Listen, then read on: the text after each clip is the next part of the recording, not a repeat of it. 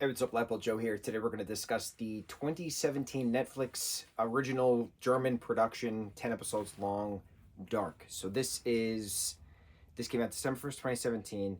10 episodes for season 1, 8 for season 2, 8 for season 3, 2017, 2019, 2020 respectively. That's the timeline when the show came out. I've expressed numerous times how I can't stand time traveling plots, 10 minutes in the past, 4 minutes in the present, 2 in the future, etc. Right? I've ragged on Hill House which is a Netflix property, The Haunting of Hill House, because of that reason, that it's an awful way to tell stories, etc. There's appropriate ways to do that kind of storytelling. Past, present, etc. Right? Very hard, very rare. Time traveling in a genre is very hard to do as well. And this is a horror film. This is a horror show. This is a thriller show. This is a mystery show. It gets your blood pumping, and you're like, what is going on right now? There are so many points where in this project, and I don't speak German, so I'm reading subtitles. I have no idea what year we're even in. Something's happening. I'm like, wait a minute. Okay, this is related to this moment where that takes place here, and backtracking. We're in this small German town of Winden. The story takes place in 1953, 1986, 2019, respectively. It's a 33-year difference between all three, right? We start out in 2019. Show came out in 2017. We start out in 2019. Main character's name is Jonas. And Jonas's father, Mucho, just unalives himself. And then stuff happens. Why? How does this happen? Why is there an envelope? Do not open until this date at this time. Stuff.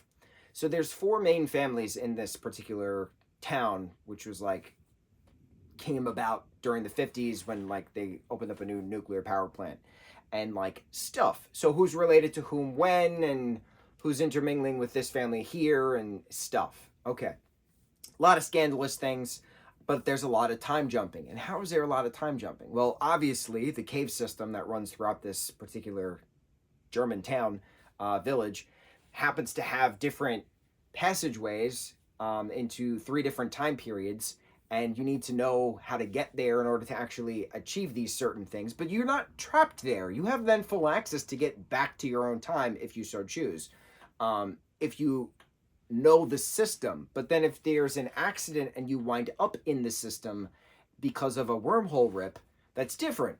So there's wormholes popping up here and there. We get a whole physics explanation, black hole versus white hole. If the black hole is the entrance, the white hole is the exit. There is so much physics in this, explained through various characters throughout. And it's very interesting because of then the whole mythological aspect of the number 33. Why is the number 33 so important in regards to trinities, right? 3. Why is it big thing? The Trinity knot, which is a big druid symbol.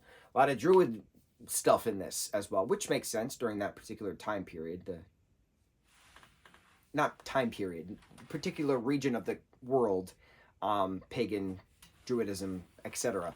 A lot of stuff in this, and you're watching this and certain things happen and you're like, but how? What?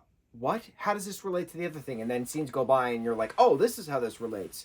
And then you see a scene again from a different character's perspective, where I freak out every time I see something like that. And I use Stranger Things as a reference point because Halloween 1984 scene, we get from 4 different perspectives at one various point. 3 different perspectives? 4 various perspectives? 3. You get Will's perspective in the show. You get Max's perspective in her book. And you get Troy's perspective in his little comic as well, The Bully.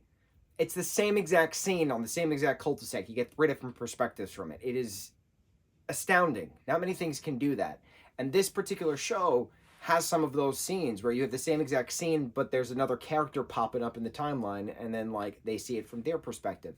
And then what happens? There's the whole paradox conversations. What if I, save this person here? Will I then be alive? The concept of Jonas is trying to get his dad back, basically. And he figures out that his dad happens to be one of the missing kids in the beginning of the show, who is the friend of his friend. No, who is the younger brother of his friend.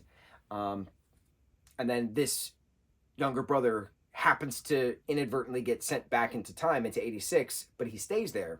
So, and he can't get back to the present.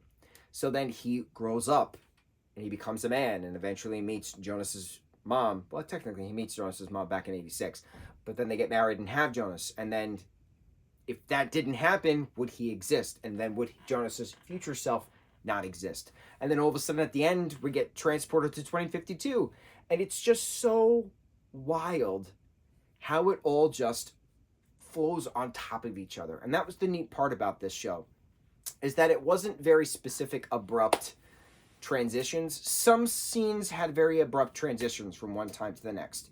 53 to 86 to 2019, backtracking 2019 to 53. It just kept triangulating. There was no pattern to it. Some I should retract that. Some parts did have a very abrupt stop, but then others parts just like flowed so well into the next, and you're like, what year am I looking at? And it was so interesting, because then you had to play the game, what year am I looking at? Because not all the time it told you what year you're looking at. You had to pay attention to how old the character was. If there's one particular character you see in 53, 86, and 2019, respectively, boy, man, old man, how does this work? And then some scenes you're like, and then, for instance, Jonas pops up in a time period, and I'm like, he's from 2019, so what year is this? Is this 86? Is this 53? What are the clothes that people are wearing? What music's going on? You have to pay attention to the background. You have to pay attention to the background. Most projects use background actors and characters and stuff like that just for the fluff of the creating the illusion of this is the time period, right? But there's certain things where you have to focus on. This is not a show where you can play around on your phone with, or play a game or draw or something. Whatever you normally have to do to fidget while, watching something, as most of us do. I am guilty of that. This is not the show to do that. And I realized at one point I was doing that in the beginning, and I was like, no. There's so much going on. I got to pay attention to this. And then I'm paying attention to this, and I'm enamored, and I'm leaning forward on the couch, and I'm staring at the screen, and I'm like, how do they do this? It's a way of storytelling I haven't seen before, and it's new. Well, it's new to me. It's been out for 7 years. This came out in 2017. This is the first time I'm seeing it. Trickling off of my Netflix TV show, both American and non-American, American made and non-American made. This is technically non-American made. English language spoken, which is something I don't have to actively pay attention to, which I should pay attention to, but I speak English as my first language. But then like other projects where English is not the main language, there's English through this here and there, but it's primarily a German show. So I don't speak German.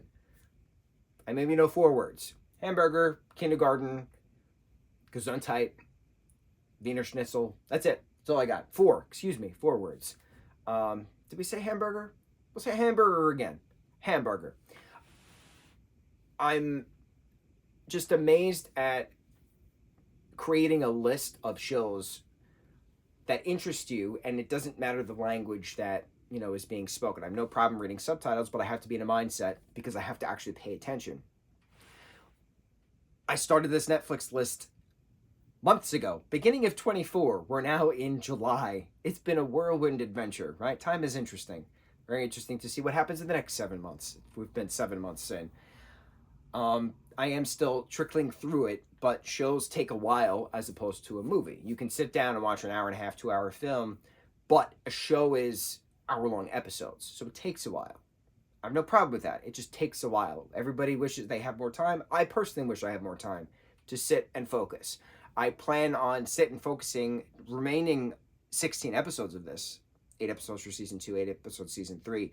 I do not want to have a gap of missing certain things because of how incredible this show is. Certain things you could put on the back burner, but this is not a show to put on the back burner. I will not be doing that. This was incredible. I'm very impressed. I'm impressed that I didn't expect a lot from this because I knew it was going to be a time traveling thing, and I was like, great, it's going to be a time traveling thing. But it had aspects of Stranger Things. It had aspects of it. And I was like, huh. And then it had aspects of Umbrella Academy, specifically because the time machine is, one of the time machines, is allocated into a briefcase. And I'm like, oh, this is going to be cool. A lot of different Netflix properties coming together to make this. So as I'm watching it and as I'm getting into it, and I was like, oh, this is a different way of storytelling. And I was like, oh, this is how you do time traveling storytelling. This is the archetype. This is the archetype. This is the prime. This is the prime show, right? We had our Turtles marathon, Turtle Prime 1984. Like, that's how it all comes back to Turtle Prime 1984. This is how you do time traveling stories moving forward. 2017's Dark Prime. Dark Prime. That's what this is. This is Dark Prime. I'm very excited to watch season 2 and season 3 following that. Hopefully, I can watch it all within this next coming week. We'll see what happens, of course, how life throws your curveballs here and there. But I don't impress easily. I'm very critical, and for me to be impressed says a lot about a project. This is a project I was impressed with. It blew away my expectations. It is the archetype for storytelling in regards to time travel from now on. And on to the next review. Dark, 2017, Season 1. Mucho mahalo.